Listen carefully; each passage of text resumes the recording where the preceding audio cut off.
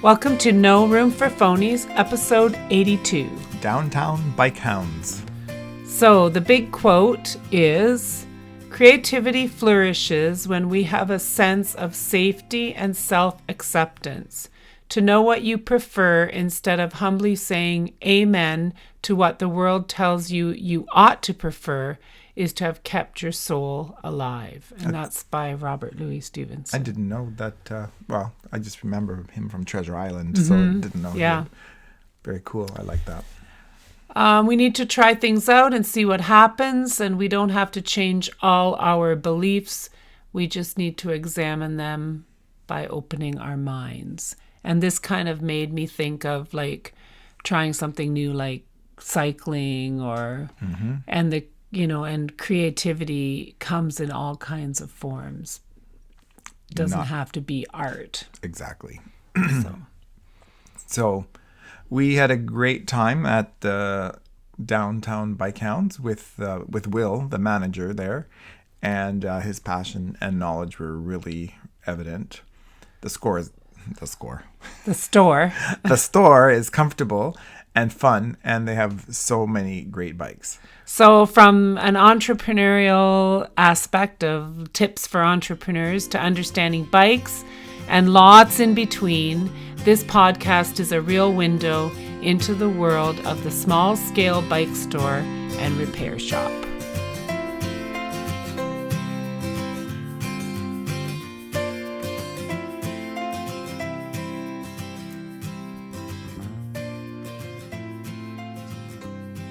Welcome to No Room for Phonies, our podcast, and today we are live at the Downtown Bike Hounds, my personal favorite bike shop in all of Ontario, and we're here with Will, who is an owner. Manager of the store. Okay. Yes. And Sebastian, who is a real biker. And Will's also probably a real biker. Yeah. Debatable. Cyclist. Yeah. Sorry, I got to use the word cyclist. Yeah. I know that because I get in trouble for that. And myself, Pam, who is a cyclist, not to the degree of some other people, but a better cyclist since coming to the Downtown Bike Hounds because we purchased. Can you tell me what bikes we purchased here? Yeah, you guys both purchased bikes made by KHS. You are riding a Brentwood, so a really comfortable, kind of comfort hybrid. Great bike, nice upright riding position. Doesn't hurt the back or anything like that. It's a beautiful bike. And then for the speedy, more nimble partner over there, we had the Urban Express. So also a hybrid, but a little more of a speed demon. And it only has the 2 gears on the back. Is it a 2x5 or 2x7 or something like that? Yeah, it's got 2 chain rings at the front as opposed to your 3. My 3. So it doesn't have that really small, easy gear for really steep hills or just when you want to take it very, very easy. Yeah, no, it's my, I had style, said right? it has changed my whole life when it's come to biking. And I'll give a plug for, we were Walmart bike people before that, and we really didn't pay that much more. There's some very reasonably priced bikes in this shop that are really high quality. And I would really recommend, if you want to ride, that you check out a store like this, because you're going to get both quality and service. And if you're in Hamilton, and right if you're downtown, Hamilton, right? It's easy. they're perfect. We are. Right Even off of drive, John Street, but right? driving from we don't have anything like this in Niagara. No. At all. So you would want to make the trip. So just doing this, how long have you guys been here, or how long have you been with Downtown Bike Hounds? Just for a little background. Yeah. So I've just been working here since, I guess, spring of 2021. So coming up on 2 years next spring. And okay. there's the that's phone. fine. And that's It's going to happen. January, That's all but good. there's still people riding bikes. Yeah. So you had said you had been here almost 2 years. Yeah, me personally, and forgive me, I'm not going to be exact with the dates, matter. but I believe this is going to be the 10th year for the business at this location, and then our owner had it, I think, one or two other places before. I think it started out in a little garage on Okay. like Lock Street, or I Okay, think that's cool. the idea. So real, yeah, from the bottom, you know. And yeah, the business has been growing a lot over the last, you know, since I've been here, and obviously since the garage days. Yeah. Did COVID have a impact on the business? Did it? COVID had a massive impact on the entire cycling industry. There was and still is, you know, a ton of uncertainty from it. Initially, it was kind of doom and gloom, and then pretty quickly, it turned out that demand for cycling and, you know, the number of riders just exploded in a completely unprecedented manner. The industry had never seen anything like that. Yeah, sorry We're to in interrupt you. Yeah, downtown- it's really downtown Bike Hounds. You're hearing. That's all right. There goes the fire truck.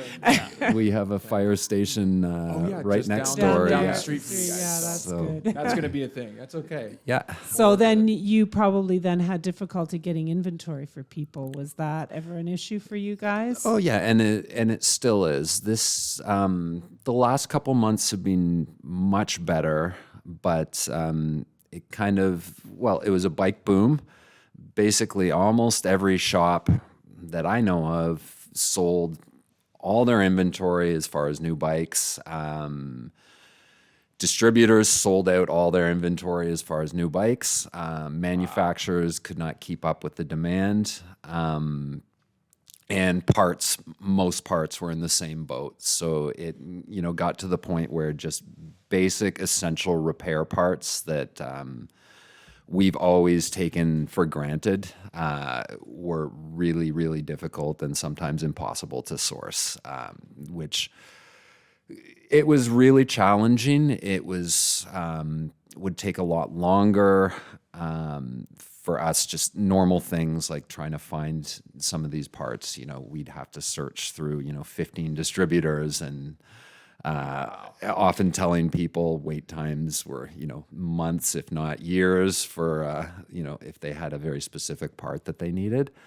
So it And was, I feel like your business, you know, one of your kind of visions is to meet the needs of your customers. So that must have been tough to be Telling all these people, to people "Well, that, you're-" you know, you're trying to build relationships. Like that's how I felt when I came to buy my bike here, that you weren't just like interested in getting our money. You really wanted us to walk away satisfied and with bikes that we could, you know, become good cyclists with, like that would meet our needs as cyclists. So yeah, 100%. I think at first there was a little bit of shock, but, you know, 2 years into the pandemic, most Yeah. people who had, you know, been to a bike shop in the last couple of years were starting to understand what was the going drill, on. yeah. And yeah, a lot of times we had to think outside the box, ordering from places that we normally wouldn't. You know, on multiple occasions brought in parts that belonged to me to put on people's bikes, just to get someone going, because otherwise it was like a lot of people rely on their bikes, you know, to get to work, for shopping, and if they don't have their bike, their life really can suffer. So, you know, our goal was always to, you know, make sure everybody can be out riding. And yeah, as far as I guess the first question, our first goal is just to, you know, forge and then maintain relationships with people in the community. We want to be, you know, a part of downtown Hamilton and all the surrounding. You know, we have customers that come from from out of town as well too. Right. Is there a big dream for, like, this is the only downtown bike hounds? Am I correct about That's that? correct. Yeah. Yeah. I mean, Because it's a great, like, I could, you think of, McDonald's. Well, downtown bike hounds could be in any downtown, right? I mean, we downtown Welland, how about? we don't ever want to be like McDonald's. No, obviously not. That was a bad example. But franchising. I mean, there is an Uptown up there, and the name kind of wrote itself. So let's see in the in the next coming years. But there's no firm plans of that nature. But yeah, it's something that obviously could happen down the road. So I am kind of interested in your inventory, and we'll put on our YouTube. We'll take a little gander around the shop. So how do you can you talk about your inventory, and how do you choose the bikes you sell? And because you have a row of bikes here, so somebody's decided that this is the ones we should have in our store. Right? Yeah, absolutely. So, going back to the bicycle shortage, it's way, way, way better than it was. And this spring is looking even better. But it's still a challenge. Someone comes in and wants a specific make or model, or, has, a certain mountain bike that they saw online that they want. We still can't always get it immediately. But we kind of stock our shop based on, the most general needs of our customer base. So here, commuter hybrid bikes are the most in demand. So that's what we try and keep kind of the most of in stock, the most variations in kind of colors, different riding sizes, styles, and size bikes. Gravel bikes have been really, really hot these days, the last few years. Yeah, they're amazing. Basically a road bike with a little different geometry, and big tires is the main thing. So it gives the rider a little more freedom to ride off-road, gravel, aka by the name. Paths. Yeah, Bike paths. Beautiful Hamilton to Brantford Rail Trail. That's it's just down the road from you guys, really. Yeah. And we're lucky in this city. There's some really, really great cycling that you can get to 10, 15 minutes from your home. And I'm gonna have to say, before he moved here, I would not have understood that about Hamilton. Hamilton is a bike destination. It is. It really, there is a lot of great biking in Hamilton. Absolutely. It's good. So I guess my question is, if you come in and somebody's saying, okay, I want to take up cycling. Yeah. What is the kind of the thing that every cyclist should have or know, or where, what are the kind of questions you ask them to kind of get to the root of what it is you can sell them that was going to make them satisfied, that sort of thing? No, really good question. And when someone walks in new to cycling, or they've been cycling 30 years, my goal is the same. I want to listen, find out what they want to do with their bike. And sometimes they don't know. So that's where we suggest what sounds appealing to you. Does, climbing the mountain, doing repeats sound like what you want to do? Or does a relaxed ride on a Sunday afternoon on the rail trail sound like what you want to do? And then we'll look at, someone's physique and, fitness level, flexibility, that sort of thing. And kind of gather all that information and then make recommendations on here's a couple options for you. Here's, best case. And we try and have 2 or 3 kind of price points for each thing too. So if someone comes in, they say, I've had a Walmart bike. I really love, riding in Dundas Valley. it's great, except my bike, the gears never work properly, Yeah. and I don't feel safe because the brakes don't work either. So Important things to have. important things. So they might, okay, why don't we look at a mountain bike or a gravel bike and then kind of go over, it's good to have kind of two or more levels that they can choose from. Like, here's the more expensive option. Here's what it's got. Here's what you're paying for, why it's a little more. Here's one that's costs a little less, but it's going to be, a drastic improvement from your current bike. And either one, you'll still, have a much better time, in my opinion. And then test ride the bike. People was got to great. test ride them.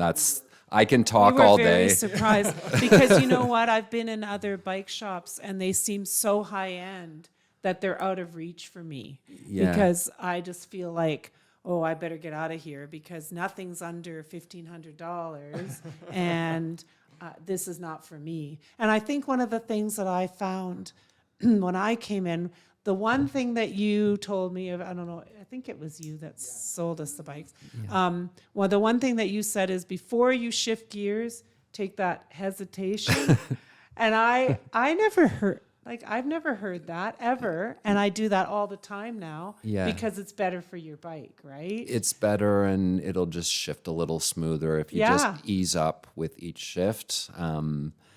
There's a lot of systems that are advertised that they'll shift under load while you're pushing, but in my experience, any of them will always shift a lot better, and your bike parts will typically last a little longer as well too. Avoiding the terrible crunching sounds that people have heard. Yeah, exactly. If your bike is making strange noises, it's usually trying to tell you something. So and once you've it becomes just second nature. It did. You like don't once think about it after a little bit. For a while, I was kind of like every time I was shifting, I was thinking, oh yeah, I got to do that. But now it's a natural part of my ride. And I think the other thing was like when I left here, I had a bike that was ready to go. Like it had a kickstand. I bought those things extra. You don't expect that to be part of the thing, but some are. It depends on the bike. But it does. But I had a kickstand. I had a bell. I would highly recommend 2 water bottle holders because that hydrated, right? has made a big difference. Yeah. But so. I also just want you, probably the two of you, to talk about keeping your bikes in shape, right? Because that is definitely something I didn't think about before I bought a bike that is a decent bike. Like, obviously, you're not going to put Keeping it up. more money into your Walmart bike. No, for the longest time, I thought that was the way to go. I was like, oh, you just buy a cheap bike and then build components and build up. But then at some point, you find that certain components don't fit, and it'll just all fall apart eventually. But if you invest a little bit more forward and get that a little bit of nicer parts, nicer frame, But they do need to be maintained. Yeah, absolutely. I'll just backtrack because you had a good point about the kickstand and that stuff too. Yeah. So that also is part of those questions and what is the person looking to do with their bike. It's not just selecting the bike, it's looking at if there's any accessories that are if someone says I'm going to be bike packing, I'm going to go on a month-long trip with minimal support, we have a certain set of things that we would suggest that are going to make that a lot better. If someone says I ride to work every day and rain, sun, snow, it's like, okay, some fenders, obviously some lights. These would be really important things that we would, recommend for that person when they're purchasing the new bike. Bike maintenance, it's really, really important. Some people are really good about it, and other people kind of overlook it. Whether it's a department store bike or a $15,000 carbon road bike, you need to have it looked at, and it's sort of a stitch in time saves nine. Also, by getting it at least regularly inspected, and having just a basic awareness of your vehicle. So listening for those weird noises, or if you're noticing the brakes aren't working well or something feels loose, that's really important. We do our best to educate our customer base as much as possible. We offer, free inspections anytime. So encourage people to come in if they have any doubts. And, a ton of people do. But yeah, some of these problems, if they're addressed earlier, can be, much less expensive than, letting things get really, really out of hand and then coming in and it's, oh no, I have a really, really big repair bill. And you do offer, like, we'll take a picture of this, but you do offer like a whole service repertoire here from, the free inspection to taking it apart and full service, full range, really, with a few very small exceptions, but pretty much anything and everything. And yeah, whether, you come in and your bike needs a full overhaul, or we look at the inspection and, you just need these two things, then that's what we recommend for people. We're not trying to upsell people. no, that I felt again, for sure. Yeah. Our relationships with the customers, the goal is like long term, Right. so it's not about selling people stuff they don't need. It's about being honest with people, making recommendations based on our experience, which, in my opinion, is good. We've got a lot of good people on our team that have been doing this a long time, and, we all ride bikes and love bikes. And yeah, just getting that regular service, That's all right. Yeah. getting that regular service will improve your experience. And to me, that's the most important Right, thing. exactly. And I like the way you refer to your bike as a vehicle, right? Because we often, I don't think I ever felt that way. But if you, we are regular service people for our cars. Yep. Like we do the oil changes, we do the maintenance. Like I take mine to somebody like kind of like this, where I know the people and I have a relationship. Yeah. And so I know they're not trying to upsell me. You need brakes when you really don't need brakes. Yeah. So it is true that your bike is a vehicle that you're trusting that you're going to be safe on. Absolutely. And again, it can be overlooked by a lot of riders. And even all the way down to, cycling infrastructure in the city and, different levels of government and what sort of urban planning we're doing. A bike is a vehicle. Yeah. And getting more and more so, right? Yeah. Because we see that across the city. If people use them as a vehicle, the other day I was working on, an electric cargo bike that the person uses to ride their two kids around in, Yeah. So you need it to be working. You need it to be safe. The proper helmet, If your brakes fail on a bike or a car, it can be equally bad. So, Yeah. And I think the most terrifying thing I see sometimes is parents with kids on just a bike path with no helmet on. And I just think, man, like, I don't care what kind of low-end path you're going on, you still need a proper helmet on your head.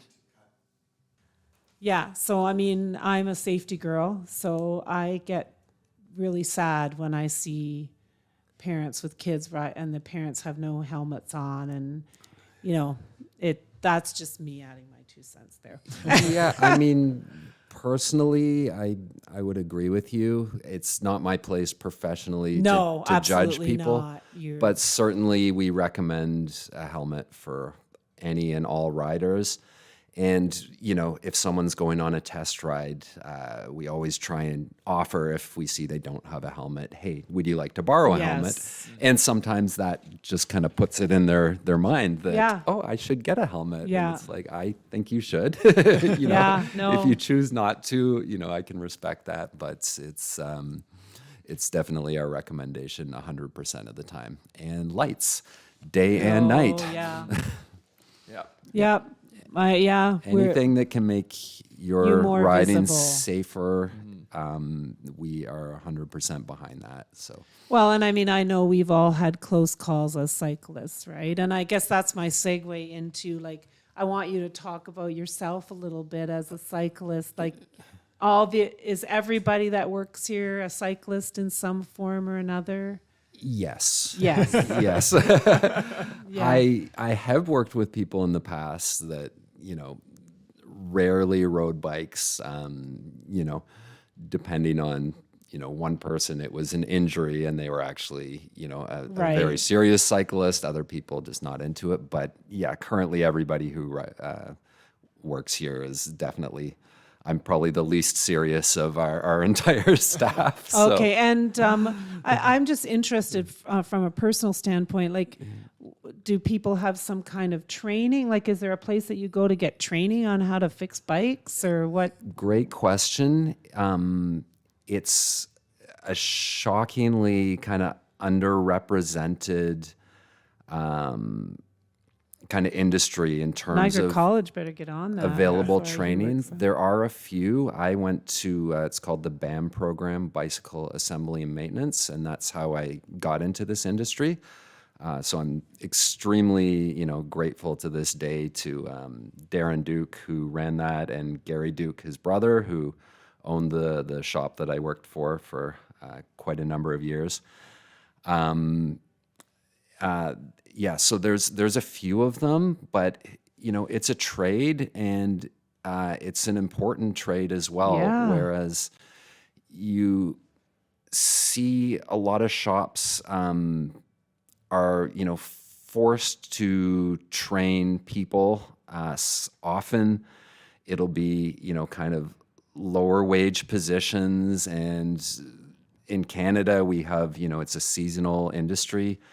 So often they're training, you know, young junior people in the busy spring months. And it's really, considering, you know, the safety implications, it's not a good setup. There's pretty much zero regulation when it comes to mechanic trainings in Canada. It basically, you know, and don't get me wrong, most shops are doing a really great job. No, but this is an important kind of a discussion that we should be having, even with our, like, my husband Charles works at Niagara College. There's not a bike repair program at Niagara College. But Exactly. wouldn't that be a great? I would love to see that. It would make, you know, our lives running shops much easier. Yeah. You know, an Well, and electrician needs. you wouldn't take your car to, you know, some local, say some kid that, That you know, watched a couple YouTube videos. No, you'd be That's like, not. Yeah, I know a few things, but no, if there's something that I like, I just bring it to the shop. I just feel better, like you said, riding the bike out.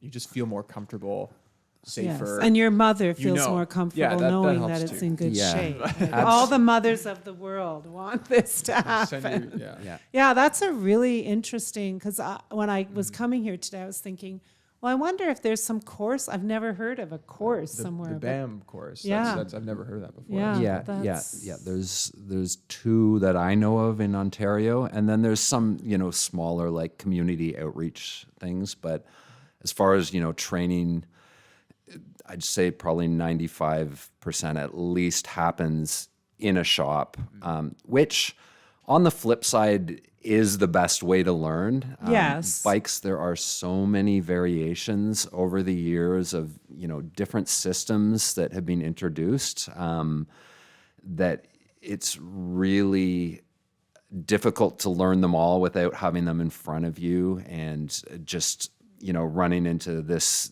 technology, that technology. How do I work on this? and there's always new stuff coming out. Right. But that's true of every vehicle. Yeah. That's like every vehicle in every industry like that, Yeah. right? So More yeah. and more manufacturers are providing training on their own systems, whether it's in person or in the pandemic. A lot of it moved online. And that's actually been good. You know, we just did a couple that we were able to just, you know, log into a Zoom call, and then we're being trained by, you know, professionals in the States that actually work for the companies that we're, Right.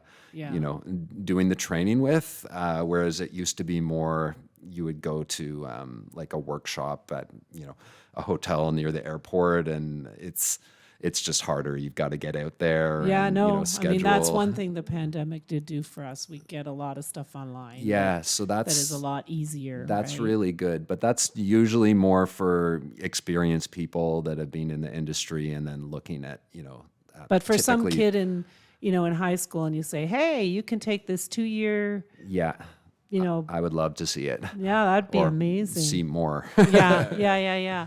So just as a like adventures, like obviously for some people biking is really about adventures. Do you go on personal ones? Does your shop promote you know, kind of biking adventures like that? That's kind of Yeah, I mean, it's a loose term because it can be Yeah, an adventure getting to my work in the morning. adventure, yeah. Maybe a 10-minute commute, or you know, Yeah, but no, we love it. I mean, one person who works here is really into mountain biking, does that a lot. Before I had a daughter, I would go on some, you know, smaller tours, and I was really into that, you know, camping with my bike and stuff. That's and, what you want to do. yeah, I'm working up to that. We're Yeah, gonna get yeah. there. It's great.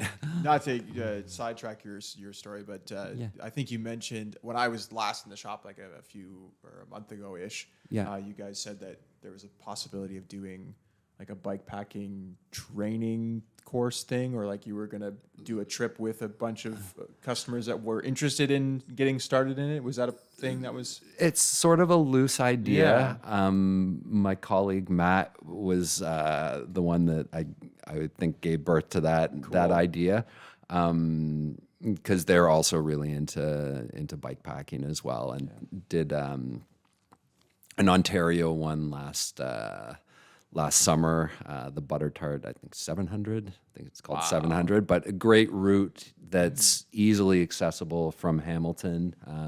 Awesome. That, you can.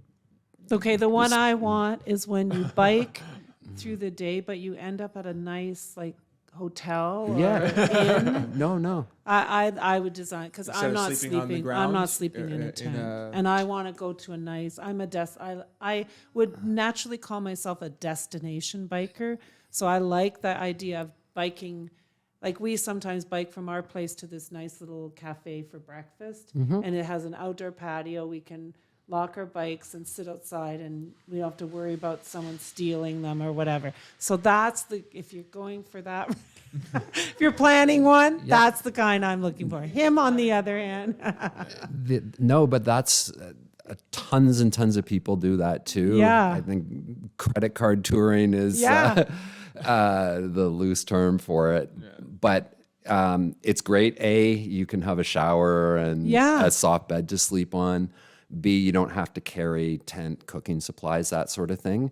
And so, there are literally hundreds of them offered by, various touring companies, or you can plan your own route. And there's a ton of like online resources. You can, read up on what people have done and different routes they've done. And I mean, for us, like we're obviously not in our 20s, so I want to still be biking when I'm in my 70s. Like I still want to be able to be doing some of those things, maybe not 100 kilometers like my friend over here, but I think biking, like I know that, I mean, it's, when you talk about being in shape, I think biking is one thing that really does keep you in shape.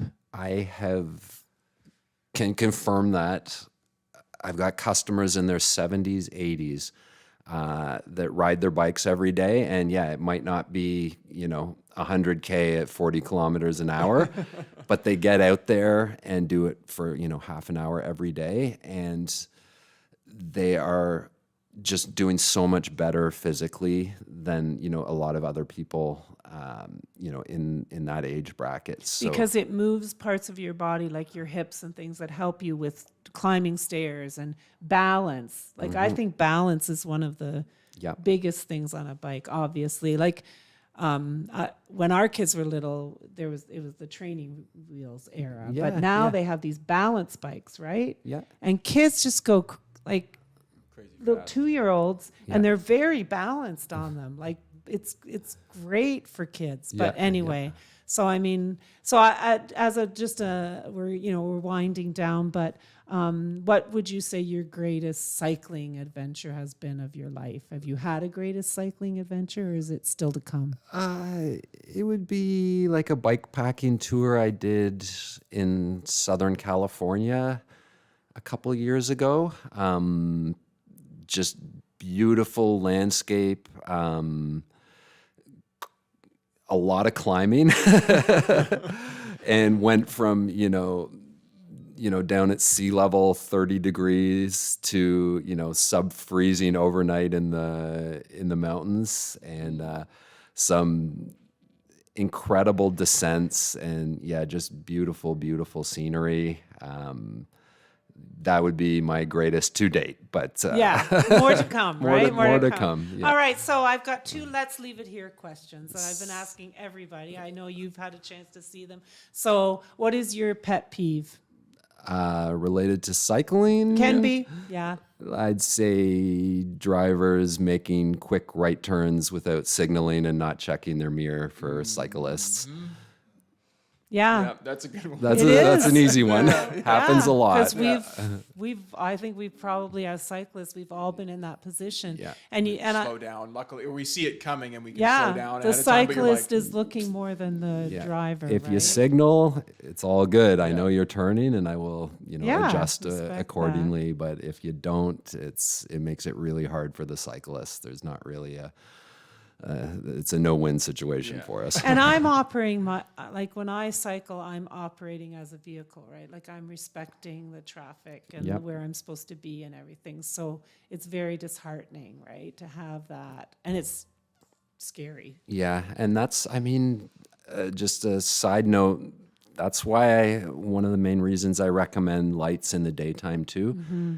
I've just noticed drivers will treat you more like a vehicle, sort of an equal, as opposed to just kind of ignoring you in general. Yeah, that's a good with thought. the lights. I definitely noticed when I transitioned and bought lights for my bike, and when I've been cycling We only downtown ask him to here, do it for like 6 months. When I moved to Hamilton, I was like, you know what? I should put lights. Like living in a more rural community, you don't maybe need it as much. But when I've been riding around downtown, lights, and you do immediately feel like people will respect me a little bit more. Than they did in the past. Just try it. If you don't believe us, just try it. Just do it, right? And finally, what is the best way to spend a day? For me? Yeah. Doesn't have to be cycling, but You can't. We're sitting in a bike shop. You have to say cycling. No, you don't. Hanging out with my family. I can throw in cycling. I have a little, child's trailer that my daughter just loves. So we can pop her in the back and go for a ride. Yeah, it's a simple lifestyle, right? Where I think everybody has the hustle and bustle of the world around it. It hasn't really slowed down or become any more compassionate or kinder, I don't feel, since COVID. But cycling just kind of, you can see you actually notice the world that's around you when you're cycling. Agreed. Yeah. Agreed. So, well, thanks a lot, Will. This has really been great. You're quite I welcome. would really encourage everybody to check out the downtown Bike Hounds and in Hamilton on John Street. And we'll certainly have a look at our YouTube channel, and we'll give you a little inside tour of the shop. But from our perspective, a really great place to get your cycle on.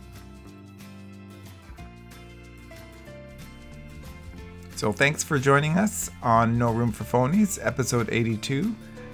Coming up, this episode, Downtown Bike Hounds, and then coming up on February 28th, we're going to do our recap of our Downtown Bike Hounds podcast. So join us, please, for No Room for Phonies. Good night.